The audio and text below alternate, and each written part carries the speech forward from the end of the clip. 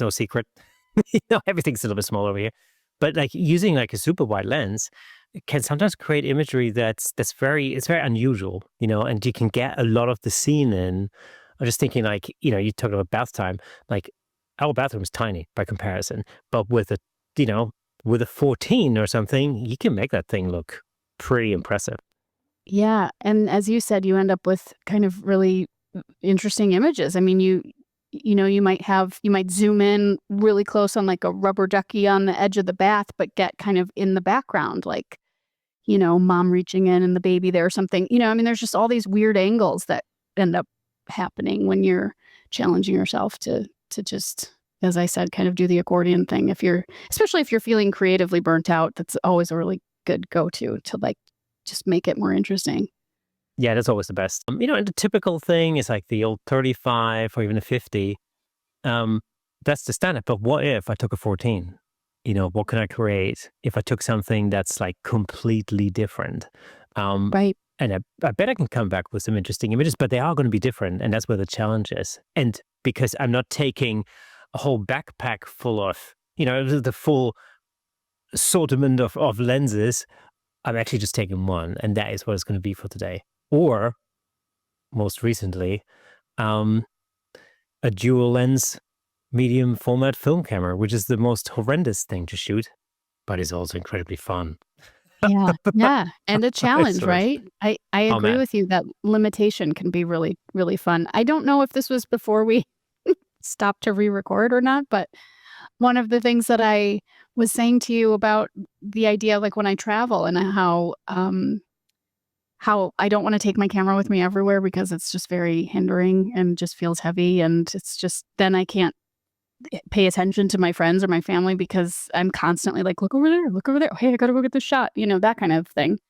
So I challenge myself with the same kind of restriction where I'll say, okay, I'm just going to take my 50 and I'm going to go. I was visiting a good friend of mine who lives in Paris. And I was like, I'm going to go get coffee like down the road. We're going to walk maybe 6 blocks and I'm going to take my camera and I'm going to make a story out of this outing for coffee. And then when we come back, I'm going to leave the camera at the flat and just, do my thing. And it's a wonderful challenge because it's back to the storytelling thing again. It's, it really like I'm taking everything I can. It's street photography. It's details about me ordering the coffee. It's all these, maybe a couple portraits of my friend, all these things that get thrown in there.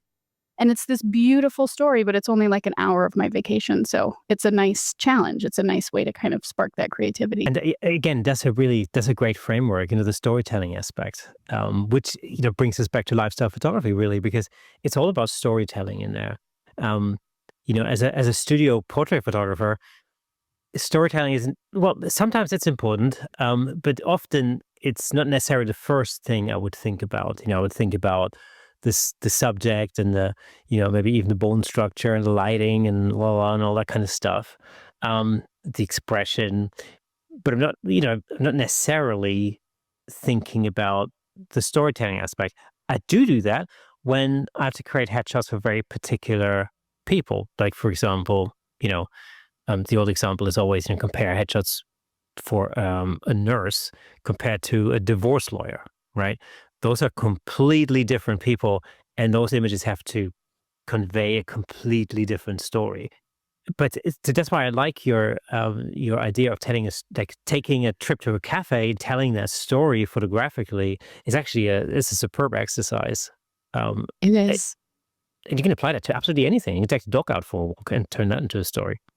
And it's a wonderful way to practice too. And practice, as I said, I think part of the thread here the reason I thought of that is just keeping your creativity fresh and, making the images that you give to clients interesting and fun. And yeah, that's just a couple of ways I do that. But the story is really, you asked about what I thought about or how I would define lifestyle photography, but you can have lifestyle photography kind of in any genre. I did a giant corporate shoot over 4 days for a big company. And what they wanted, the reason they hired me is because they wanted their employees in different settings in the office and around a meeting table and walking through the hallways of the, whatever. And they wanted it to look quote unquote lifestyle. And so I think there's opportunity in almost any genre to tell a story, and I think as humans, we are very drawn to that. It is also a visual aspect to it. I mean, there's the storytelling aspect, but then um, there's definitely been a shift over the last 10 years, maybe 10, 15 years, something like that, when it comes to that kind of imagery, just visually, the way that it looks. I think it's often called the sort of the light and airy kind of look, which is it's very different from like wedding photography, for example, 30 years ago. What are the sort of technical requirements to create that sort of look? To create like a light and airy look, or just to create what? Can you explain your question just a little Yeah, more? so Yeah. in order to create that sort of modern lifestyle look, which I always sort of equate with the slightly sort of light and airy sort of look. What are the sort of technical requirements for that? Do it, as a photographer, do I need specific lenses to achieve that, or do I need to? What are the sort of things I need to look out for? I don't think it's necessarily a lens thing, although, bokeh is something that most people are drawn to that don't know anything about photography, that nice creamy, blurry background. And so I would say primes are always helpful if you really want to achieve that. But as far as the different looks like moody or light and airy, or I don't know, people have described my work as, you know, um, like warm but with contrast, not super overly contrast. I don't know. I don't even know how I would describe my, like filmish.